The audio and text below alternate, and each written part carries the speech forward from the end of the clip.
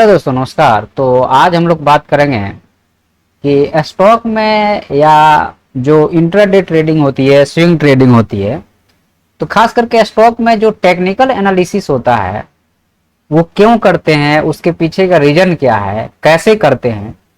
तो इन सारे सवालों के आज हम लोग जवाब ढूंढेंगे और समझने की कोशिश करेंगे कि इसको कैसे करते हैं। तो देखो, अगर आप स्टॉक में स्टॉक में जो एनालिसिस होता है वो दो तरह से किया जाता है। एक फंडामेंटल एनालिसिस होता है, दूसरा टेक्निकल एनालिसिस होता है। तो फंडामेंटल एनालिसिस में हम लोग जैसे आप प्रॉफिट अर्निंग रेशियो, जिसको पी रेशियो बोलते हैं, रिटर्न आरओसी हो गया, आरई हो गया, कैश फ्लो स्टेटमेंट हो गया, फ्री कैश फ्लो क्या होता है, और प्रॉफिट का स्टेटमेंट वगैरह जो रहता है, ये सारी चीजें रहती है। इसके बारे में हम एक वीडियो अभी बनाएंगे, डिटेल बनाएंगे, उसमें भी टाइम लगेगा। लेकिन आज हम लोग सीखेंगे टेक्निकल एनालिसिस के बारे में कि टेक्निकल एनालिसिस क्या होता है, कैसे करते हैं और इसका बेनिफिट वगैरह क्या है। तो चलिए हम लोग इसकी शुरुआत करते हैं। तो देखो, टेक्निकल एनालिसिस जो है, कायदे से कहा जाए तो ये प्राइस एक्शन है और कुछ नहीं है। टेक्निकल एनालिसिस जो है क्या है, जैसे मान लो कि प्राइस इस ए लेवल से थोड़ा सा इसको हम देखो, प्राइस जो है, प्राइस के बिहेवियर को समझना बहुत ज्यादा जरूरी है। मान लो पॉइंट ए से आपका प्राइस जो है सो पॉइंट बी पे गया। तो अब यहाँ पे जो नॉर्मल आदमी होता है, सिंपल सा, यहाँ पे चूंकि ये पूरा का पूरा साइकोलॉजी का गेम है, तो इसको समझने वाली बात ये है कि प्राइस जो है वो मूव करता है एक जगह से दूसरे जगह पे। तो मान लो कि आप भी कहीं एक जगह से दूसरे जगह जाते हो किसी काम के लिए, वो काम हो जाता है तो फिर से आप लौट के आते हो, फिर जाते हो, फिर कहीं फिर काम हो जाता, फिर आते हो। तो मार्केट में जो है ऐसा ही कुछ है कि मार्केट एक जगह से दूसरे जगह गया। तो अब मान लो कि मार्केट यहां से यहां गया, तो जो आप सोचो कि एक ट्रेन यहां से यहां जा रही है, तो कोई यहाँ पे सारे जगह स्टेशन, कोई यहाँ चढ़ा, कोई यहाँ चढ़ा, कोई यहाँ चढ़ा, सबको एक जगह पहुंचना है यहाँ, ऐसा तो जरूरी नहीं है। तो अब क्या है कि मार्केट में जो प्राइस यहां से ए से बी गया, मान लो 10 रुपए से 20 रुपए चला गया, तो 10 रुपए वाला सोचेगा क्या कि इसको हम बुक कर लें।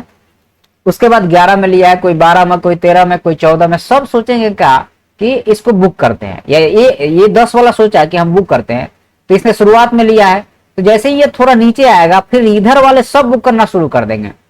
तो जो इधर लिया है वो भी डर के मारे बुक करना शुरू कर देगा, और मार्केट जो है यहां से इस ए पॉइंट से बी पॉइंट का 50% तक रिट्रेसमेंट कर सकता है।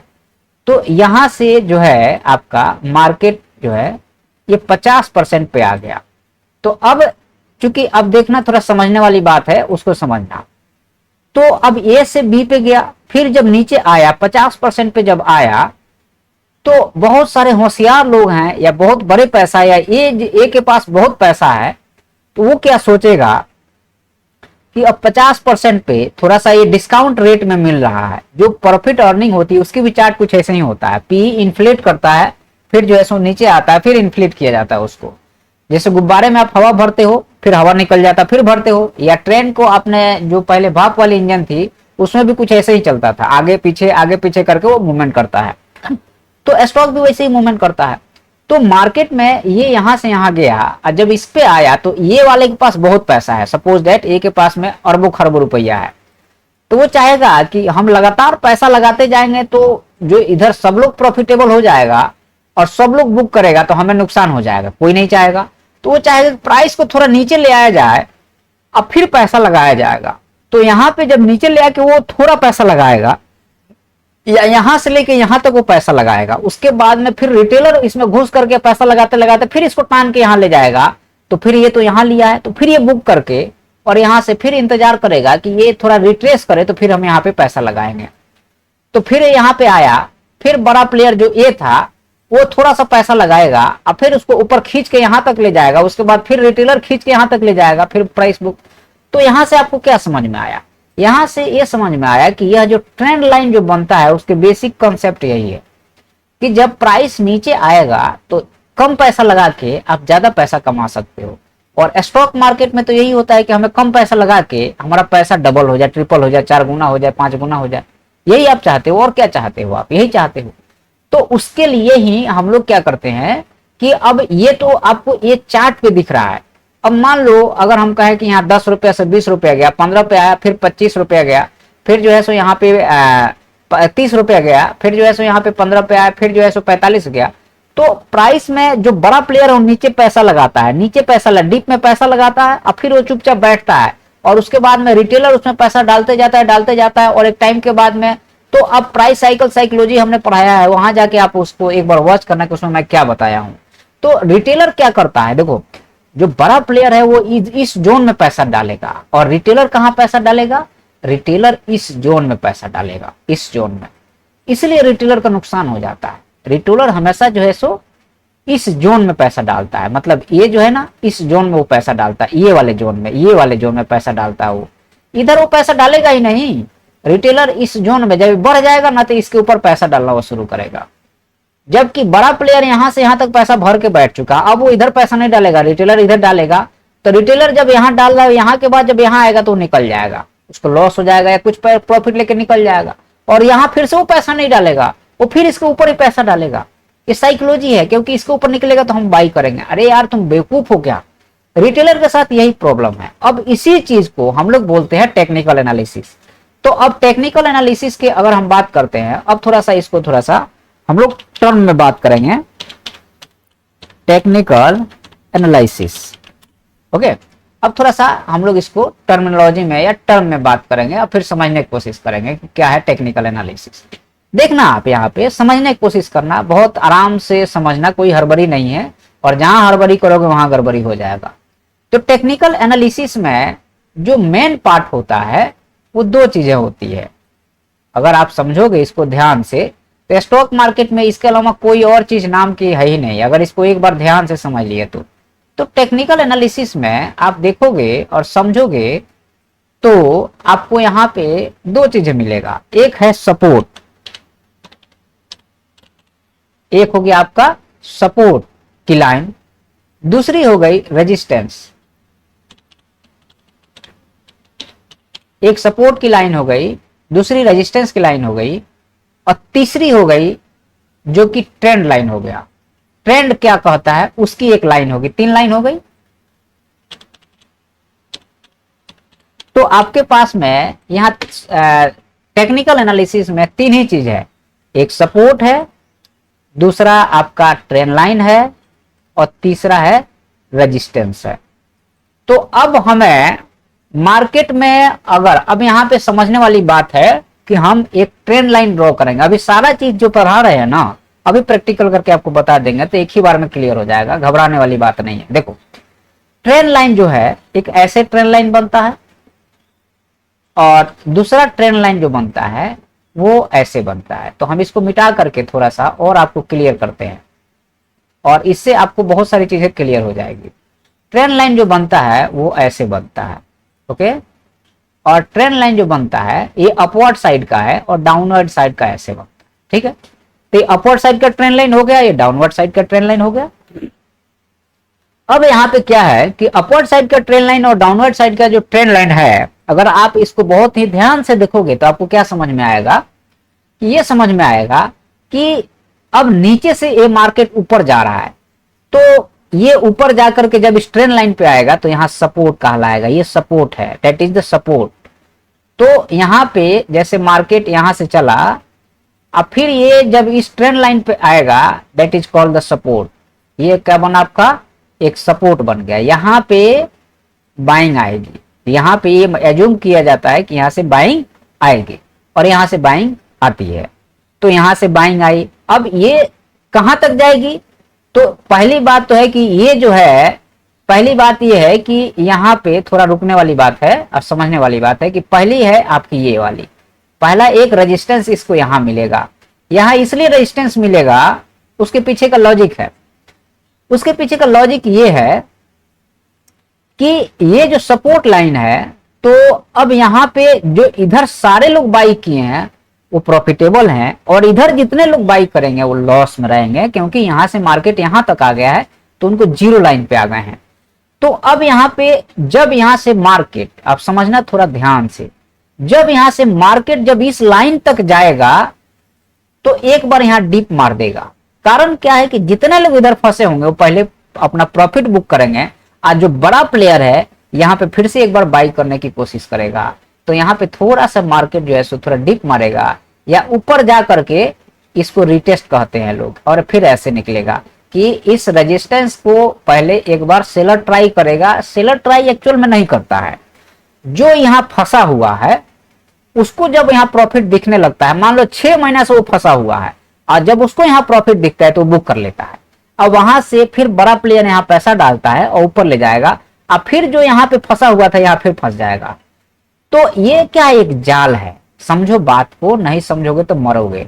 यह एक क्या है, तो यह एक जाल है।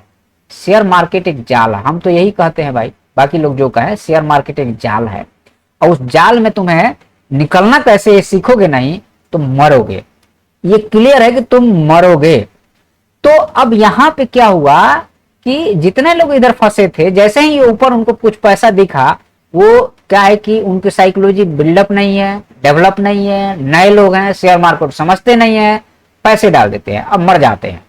तो अब यहाँ पे वो प्रॉफिट बुक किए, अब उनको ये नहीं पता है कि यहाँ से मार्केट एक वन वे रैली करेगा और वो फिर हाथ मलते हुए रह जाएगा, फिर जाके वो इधर घुस जाएगा। फिर जब वो इधर घुसेगा, फिर मार्केट में जो यहाँ पैसा डाला फिर प्रॉफिट बुक करेगा, फिर वो फंसेगा। अब फिर तो मतलब यही जो है सो, जो ये प्राइस साइकिल साइकोलॉजी जो हम पढ़ाए हैं उसमें यही बात बताया गया है कि तुम्हें पैसा कहाँ डालना चाहिए, और जब डाल दिए हो तो कितना इंतजार करना चाहिए। इस बात को समझिए, नहीं तो दिक्कत होगी। तो अब यहाँ पे हम लोग बात कर रहे थे कि एक ये सपोर्ट हो गया, उसके बाद में जो पहले ये रेजिस्टेंस का काम कर रहा था, अब यही एक सपोर्ट का काम किया। ठीक है, अब फिर जब ट्रेंड लाइन पे आएगा तो फिर सपोर्ट बनेगा। तो बुलिश मार्केट में आपको क्या ढूंढना है, सपोर्ट ढूंढना है। जब मार्केट बुलिश हो तो क्या ढूंढना है, हमें सपोर्ट ढूंढना है। और जब मार्केट बियरिश हो तो हमें क्या ढूंढना है, रेजिस्टेंस ढूंढना है। ये आया नीचे मार्केट, फिर यहां से बाउंस करेगा, फिर ये आएगा नीचे, तो यहां पे क्या बन रहा है, ये रेजिस्टेंस बन रहा है, ये रेजिस्टेंस बना, और यहाँ पे ये क्या बना, ये सपोर्ट बना। ट्रेंड लाइन पे जब भी आएगा, नहीं भी आएगा तो ये मैं क्या, ट्रेंड लाइन और सपोर्ट और रेजिस्टेंस का थ्योरी मैं पढ़ाया हूं, आप जाके देखना, उसका वीडियो पड़ा है या 1-2 दिन में रिलीज हो जाएगा। प्रीमियर में पड़ा है तो 1-2 दिन में रिलीज हो जाएगा, आप जाके वहां पे देखना और समझने की कोशिश करना। क्योंकि शेयर मार्केट साइकोलॉजी का गेम है, दिमाग का गेम है, यहाँ पे पैसे का गेम नहीं है। करोड़पति अरबपति बैठे हैं, पैसे नहीं लगाते हैं डर से, क्योंकि वो सीखे नहीं है, और आप बिना सीखे 10 रुपए लगा के 20 रुपए नुकसान कर लेते हो। तो पहले सीखो, उसके बाद फिर पैसे लगाओ। और सीखने के कोई पैसे नहीं ले रहा है, जो पैसे ले रहा है कहीं से भी तुम सीख लो, पैसा दे के सीख लो, पैसा नहीं दे के सीख लो, लेकिन सीखो। और तुम्हें ये वीडियो अच्छा लग रहा है ना तो सब्सक्राइब जरूर करना, क्योंकि बहुत सारे लोग देख लेते हैं सब्सक्राइब नहीं करते हैं, और हमारा ये नया चैनल, इस पे मेहनत लगता है। भाई तुम एक सब्सक्राइब कर दो, क्या जाता है तुम्हारा। अब ये आपने सीख लिया, सपोर्ट सीख लिया, ट्रेंड लाइन सीख लिया और रेजिस्टेंस सीख लिया। अगर ये 3 चीजें अगर आपने सीख लिया तो अब इसकी बैक टेस्टिंग हो जाए। चलो शुरुआत करते हैं हम लोग। अब यहाँ पे ये SBIN का चार्ट है, स्टेट बैंक ऑफ इंडिया का चार्ट है। तो मार्केट यहां से पहले हम क्या करते हैं कि ये गया ऊपर, फिर यहां रिट्रेसमेंट किया, फिर मार्केट यहां से हाई लगाया, फिर मार्केट रिट्रेसमेंट किया, फिर निकल गया।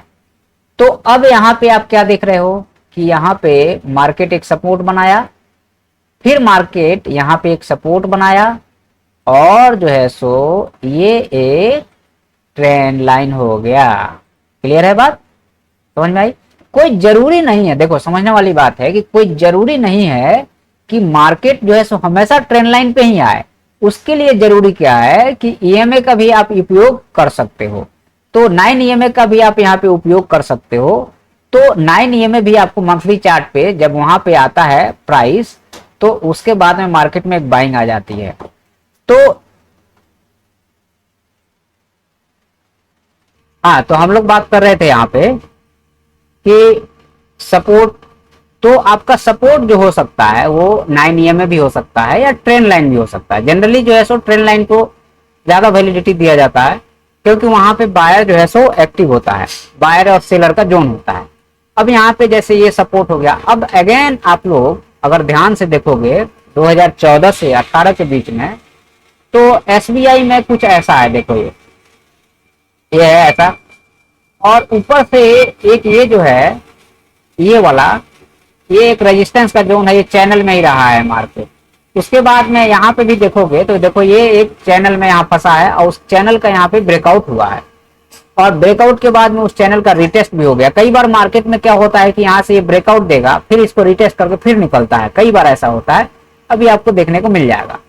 उसके बाद में हम लोग अगर यहाँ देखते हैं तो अगर हम यहाँ थोड़ा सा वीकली चार्ट निकाल दें तो वो ज्यादा बेहतर रहता है, मंथली चार्ट थोड़ा ज्यादा टाइम फ्रेम का हो जाता है। अब यहाँ पे देखोगे आप कि ये जो है ये आपका एसबीआईएम का चार्ट है, तो यहाँ पे देखना आप, ये हो गया आपका ऐसे। तो अब यहाँ से मार्केट आपका अगर हम फिर रिट्रेसमेंट लगा देते हैं, यहाँ से देखो ये हाई बनाया है, तो नीचे जो आएगा तो वहां 0.382 0.5 यही रहता है, इससे ज्यादा नहीं। तो अगर 0.382 पे ही अगर ये कंसोलिडेट करने लगा और नीचे नहीं आया और यहीं फिर ट्रेंड लाइन पे जब आएगा तो बाइंग आ जाएगी, या तो ट्रेंड लाइन पे बाइंग आएगी, या ट्रेंड लाइन पे नहीं आया तो फिर 9 EMA पे बाइंग आ जाएंगे आपका। तो ये जो है सो आपका एक बढ़िया आपको। अच्छा, दूसरी चीज ये है कि सेलिंग वाले एक केस दिखाओ, देखो ये सेलिंग वाला केस है। इस सेलिंग वाला केस में 2008-9 से 11-12 तक का ये चार्ट है इसमें एसबीआईएन का। तो इसको अगर आप देखोगे तो मार्केट देखो, मार्केट पहले एक बार ये नीचे या डिप दिया, फिर जब ऊपर जाएगा तो फिर रेजिस्टेंस ले लिया, फिर डिप दिया, फिर ऊपर गया, फिर रेजिस्टेंस ले लिया, फिर नीचे आया, फिर डिप दिया, फिर आ गया। तो अब यहाँ पे ये क्या है, जैसे वो सपोर्ट बना रहा था, यहाँ पे ये रेजिस्टेंस बना रहा है। और ये लेवल जो है, आप एक काम करोगे, जैसे मान लो कि आपको यहाँ तक का ये मार्केट आपको पता चल गया, यहाँ से मार्केट ऊपर जाने लगा, तो आप जैसे यहाँ से ये नीचे आया था ना यहाँ तक, तो ये 0.5 और 0.6 के एरिया हो गया। तो अब यहाँ से ये प्रिडिक्शन क्लियर हो जाता है कि जब ये हाई है, ये यहाँ से जब ये नीचे लो को जब टच करोगे तो यहाँ पे 0.5 और 0.6 पे आप शॉर्ट करने के लिए रेडी रहो, एक एसएल देने के लिए यहाँ पे रेडी रहो। अगर आपके फेवर में आया तो बढ़िया है, नहीं आएगा तो क्या करो, एसएल जाएगा, लेकिन एक एसएल देने के लिए आप रेडी रहो। जनरली जैसे यहाँ पे शॉर्ट कर कोई किया है तो ये तो बहुत बड़ा प्लेयर है, अगर यहाँ से शॉर्ट करेगा तो धीरे धीरे वो शॉर्ट करना शुरू करता है और 0.5 तक ले जाकर फाइनल शॉर्ट करके उसको नीचे ले आता है, क्योंकि उसको बड़ा क्वांटिटी मार्केट में डालना होता है। तो इस चीज को आपको और हमें समझना पड़ेगा, अदरवाइज मार्केट आपको समझ में नहीं आएगा। दूसरा, हम लोग कोई अच्छा स्टॉक लेते हैं, रिलायंस का लेते हैं, जो स्विंग ट्रेडिंग करते हैं उनके लिए भी यही सब फॉर्मूला अप्लाई होता है। और क्या अप्लाई होता है, यही सब अप्लाई होता है। अब देखो आप रिलायंस में देखो, इसमें ऑलरेडी पहले से ट्रेंड लाइन लगाया हुआ है, 2020 की गिरावट है। 20 के बाद में यहाँ पे देखोगे तो एक ये फाइनल ट्रेंड लाइन है, जो कि रिलायंस एक चैनल में ही चल रहा है। ध्यान रखना कि रिलायंस एक चैनल में चल रहा है। कैसे चल रहा है चैनल में, तो ये यहाँ से गया, फिर एक कंसोलिडेट किया, फिर ये निकला, फिर आया, फिर कंसोलिडेट करते करते करते करते ट्रेंड लाइन पे आया, फिर ऊपर गया, फिर नीचे आया। अब ये जो है सो ये कुछ ऐसे निकलेगा और यहाँ तक जाएगा, मतलब 3343 तक जा सकता है। तो 3343 हमारा पहले का ही लेवल दिया हुआ है, जो फिर रिट्रेसमेंट के हिसाब से, उसके हिसाब से। तो अब यहाँ पे जो कई बार क्या होता है मार्केट में कि एक सब ट्रेंड लाइन भी बन जाता है, जैसे एक सब ट्रेंड लाइन है या एक मिड ट्रेंड लाइन बन जाता है, ये कुछ ऐसा, ये देखो। तो ये जो है, ये सब trend line, mid trend line जो है, सो मार्केट वहां से सपोर्ट लेता है और मार्केट वहां से रेजिस्टेंस लेता है। मल्टीपल टाइम यहाँ सपोर्ट लेके मार्केट ऊपर गया, फिर नीचे आया, फिर सपोर्ट लेके ऊपर चला गया। अब फिर जब ये नीचे आएगा तो फिर इसी को रेजिस्टेंस लेके नीचे आएगा, अब इसको निकाल रहा है तो फिर ऊपर ही ऊपर चलेगा। तो ऐसा होता है मार्केट में। तो अब यहाँ पे आपको वो ट्रेंड लाइन ड्रॉ करने आना चाहिए। तो ये डेली चार्ट में जब आप जाओगे तो आपको दिख जाएगा। तो अब यहाँ से मार्केट जैसे यहाँ से गया ये, तो अब यहाँ पे 0.382 और 0.236 पे बायर यहाँ एक्टिव है, इसको बाई कर लिए, फिर इसको टान के ले गए ऊपर। अब जब यहाँ से हाई बना के ये मार्केट यहाँ गया तो 0.382 पे पहला सपोर्ट लिया है, नेक्स्ट सपोर्ट 0.382 पे नहीं होगा, अब 0.5 0.6 लेवल पे सपोर्ट लेगा। क्यों? क्योंकि मार्केट में देखना आप कि पहले बुलिश मार्केट है तो 0.382 पे फिर ऊपर जाएगा, अब 0.5 पे आ गया और यहां से मार्केट कंसोलिडेट करना शुरू कर देगा। तो ये समझना, 0.382 0.5 और कंसोलिडेट करके नीचे आया, फिर 0.382 फिर 0.5 और फिर कंसोलिडेट। ये ऐसे ही चलता है मार्केट। आप समझने की कोशिश करो मार्केट को, अदरवाइज पैसा मार्केट में बनाना बहुत मुश्किल काम है। तो अब मान लो कि रिलायंस में यहाँ पे कोई बाई किया तो 500-600 पॉइंट मिल गया, फिर यहाँ पे आया फिर बाई किया 500-600 पॉइंट मिल गया। अब यहाँ पे 2 बार उसने अब फिर घुसेगा ना तो उसको एक बार अवेसल देना पड़ेगा 200-300 पॉइंट वाला पहले, अब फिर यहाँ शॉर्ट किया फिर यहाँ शॉर्ट किया, या इस मेन ट्रेंड लाइन पे फिर बाई कर लो, मेन ट्रेंड लाइन पे फिर बाई कर लो, या जो मेन ट्रेंड लाइन पे बाई कर रहा है जो यहाँ बाई किया है उसका टारगेट ये है, मतलब उसको 1200 पॉइंट इसको चाहिए ही चाहिए। तो ये सब चीजें हैं जिसको समझोगे तो ही पैसा बनेगा, अदरवाइज आपका पैसा नहीं बनेगा। तो बहुत ज्यादा लंबा वीडियो हो जाएगा तो मैं इसको यहीं पे स्टॉप करता हूँ। इसका पार्ट 2 फिर से मैं कभी डालूंगा, आप लोग का रिक्वेस्ट रहेगा, कमेंट वगैरह रहेगा तो। बाकी आप लोग बताइए कैसा लगा और सब्सक्राइब और शेयर जरूर कीजिएगा। धन्यवाद।